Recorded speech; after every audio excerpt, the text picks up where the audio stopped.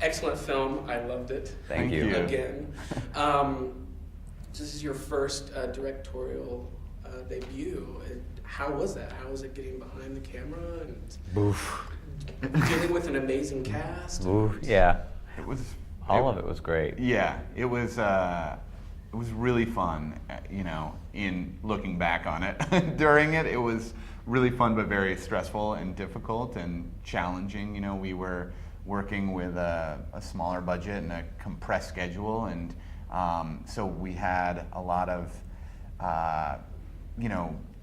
we had rain the first couple days, and so we sort of got behind, and so you have this we have to finish. But I think, looking back on the whole experience, it was so emotionally gratifying to be able to see this vision, from start to finish. And we were, to tell our story, or tell the story that we started writing 8 years ago, and I think to now be in a place to help visualize it was such a great and awesome experience and a challenge, and I think that was, something certainly we would love to revisit.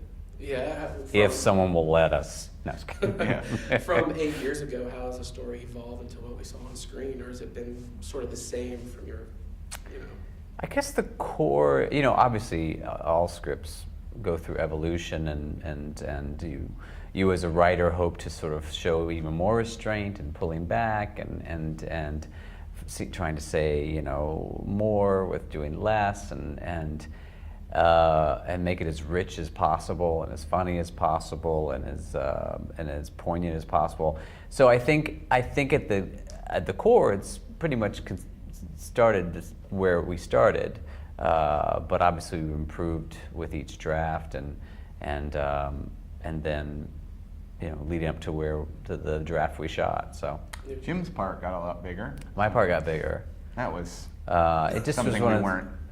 Sometimes you open a script and it's like it starts screaming at you, and our script started screaming like, "Can we get more Lewis?" And I've got to tell you, my hands were more than happy to comply and start tapping those keys. Excellent. Working with some of the actors, friends, did y'all have a good time on set? Any good pranks or jokes, improv as opposed to what was written? Well, let's see. I pantsed you a couple of times. Yeah, which was so lame because it was like pants. No, we didn't pants. I just love the idea that I did. Then just the idea. Oh! We were just about how stressful it was, but we had time for pantsing. No, it was really fun. I mean, it was a fun set. The place where we were shooting was fun, and to be working at a water park. Like I said, we definitely had obstacles and challenges, and certainly we're shooting a ton of pages a day. So it was stressful and it was hard, but that we tried to keep that sort of within our own brains and our own heads, and not to create a tense set. I think, having been actors for a long time, I think we both have enjoyed and excelled when things are loose and everybody's happy to be there, and you're making a movie, and it's kind of a great job to have. Probably being actors, you probably were a actor's director. I mean, I think we tried to make it as comfortable as possible for everybody, and certainly we talked a lot. We knowing the script so well, we at least had the confidence to be able to convey what we were, trying to do, and we had great people, really outstanding talent, but also like really nice people. So that made it easy for us to just sort of, all work together, I guess. It seems kind of like a timeless movie. Compared, like it could take place, 30 years ago, could take place present day. Was there any similarities to you growing up with the characters, or anything from you guys that was put in the movie? Yeah, well, lots of things. The way back, as the title sort of was the back seat of those And I station totally wagons. got that. That's where my favorite part of driving in my dad's station wagon was in that back Oh yeah, seat. it was I know. almost a reward to get in the way back, despite the fact that it's ill-conceived and a dangerous place to be. Absolutely. That's where we wanted to be, because there's some kind of independence, I think, because you're facing away everyone, your Yeah. parents probably. Yeah. But yeah, I mean, lots of little nuggets, because I think we always try to come from things we know, our lives, characters in our lives, and pull from them. The very first scene is verbatim of something that happened to me when I was 14, where my stepfather asked me what I was on a scale from 1 to 10. So we definitely launched there. We have a fondness for water parks, as we talked about. I think we all know an unfiltered Betty in our lives. And so I think that's always important to us. I think is to be able to connect to our characters and identify them. And sometimes we pull from the people we know, and hopefully they don't mind. Yeah. What was the thing you looked forward to most going on set every day? That's a good question. I think, it really was such a dream come true. You really, I always look. You just feel so proud. We had such a cast that made you proud. I Right. think you had to, and by that I mean that they were really almost helping us more than they realized, because all of them understood the characters. All of them came to work hard because we had such a little amount of time. All of them were more prepared than you could ever dream of. Mm-hmm. And I would argue it's hard to pick a day as much as I say every day. We just had those moments where you're like, this is such a blessing, from the Candyland scene to Allison just nailing the whole. She basically talks for the first 10 pages and doesn't stop. Yeah, it was amazing. Yeah, it was, and it's sort of like those characters. They're instantly relatable, and Yes. you like them, and you're there for a journey with them. Yeah. And it's hard to find that these days. Yeah. Yes. Perfectly did it. And it's, watching Sam, rifle through Yeah. things when we say, this really needs to be fast and quick paced, and the quicker you can get through it, the better. Yeah. And he, would say these things this huge monologue, at such a clip pace, and every time get it, and you're just seeing, I think, the words come to life was the most exciting thing. And, you get to do that every single day, so. That's great, and I guess you'll probably have future plans to direct again.